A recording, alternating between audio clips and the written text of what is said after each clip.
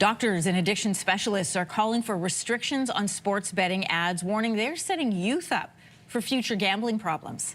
In an editorial published by the Canadian Medical Association Journal, experts are calling for the federal government to enact strong and effective legislation to protect children from gambling advertising. Dr. Sean Kelly is one of the editors of this article. He's our guest this morning. Welcome. Thanks for having me, Anne-Marie. So, Doctor, we know that warnings are born out of concern. When was the moment that you realized that betting ads were so prevalent, first of all, in sports, and they could pose a potential danger to kids? So it's been since 2002 in Ontario where single event sports betting has been legal, and the advertisement has been coming since that time. And it wasn't long after I was sitting watching sports highlights in the morning, specifically hockey, with my young blossoming hockey player. And he asked me, "Dad, what's the difference between plus minus and over under?" He was 7 years old at the time, and he was conflating those two stats. So then what are the links that you see in your profession between the ads and youth behavior? Well, we know that youth are particularly developmentally vulnerable to both substance use disorder, which is a bulk of my work, but also the enticement that is offered by gambling advertisement. This anticipation of large rewards causes a lot of dopamine to be secreted in adolescence, and we know that this drives risky decision making. And so what we're seeing now clinically is harms from gambling walk into the clinic door. And I'm also a general pediatrician as well as an addiction medicine specialist, and it's in both parts of my practice that I'm seeing harms related to gambling. What kind of harms specifically are we talking about? Just so parents have an idea of what to look out for. Well, first and foremost, it's the financial harm. The first story that I recall was a 13-year-old male who had borrowed dad's credit card and racked up $1,200 in lost wagers in a short period of time. Wow. And that was a significant financial stress for the youth, for his family, and there was a great deal of anxiety that was created for both the youth and his family in that case.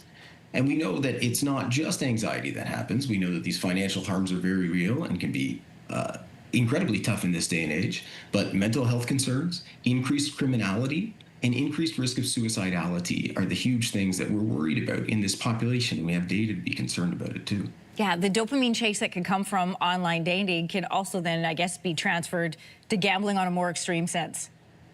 Absolutely. So we know that adolescence is actually pretty well described as a gap in maturity between two regions of your brain. They're all gas and no brakes at that point. The prefrontal cortex that makes the good decisions isn't online and can't help them see the truth behind these gambling ads, and all they see is the carrot dangling in front of them. Oh, that's a great way to say that. All gas and no brakes. Listen, all the sports betting advertisement come with very clearly stated game responsibility warnings. But obviously you don't feel that those are enough. So what else needs to be done? Yeah, it's very interesting because the Commission for Alcohol and Gaming Commission of Ontario made some adjustments to who was able to advertise, and then sports celebrities and youth appealing celebrities were only allowed to appear in safe gambling advertisements. But I'll tell you, when Connor McDavid gives us a safe gambling advertisement, my kid hears Connor McDavid thinks I can gamble safely. The warnings at the beginning and end of the advertisement that say about the age restrictions on these gambling are not really picked up so much as the other content and that dangling carrot again that is pretty present through the rest of the ad. And so youth form impressions, and it's not the warnings that they're taking with them to the next step in their day.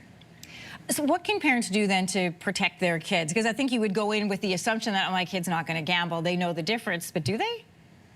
Well, unfortunately, no. But right now, I mean, hopefully what we end up with is a legislative framework that does protect our youth. But in the meantime, while we're facing this barrage of advertising, we can use each of these ads that are forced upon us when we're trying to enjoy sports or other broadcasts with our family. We can use these as opportunities to have a discussion. So what is being sold to us here? How realistic is this? Do you think that MGM is paying each person who bets a significant amount of money? Or do you think they're making a lot of money so that they can pay X celebrity Y millions of dollars? And it begins as a conversation about media literacy, and it's a call for us to engage with our kids and help them navigate this pretty toxic landscape. Really quickly, you say strong legislation. What would that include? Well, I would hope it would include a number of things.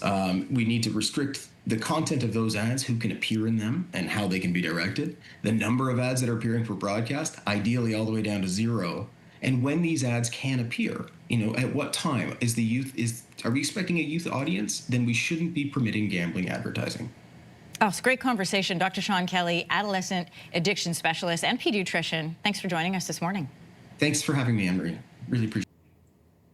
If you like that video, make sure to subscribe to the Your Morning YouTube feed, where you can find all kinds of new content posted every weekday morning.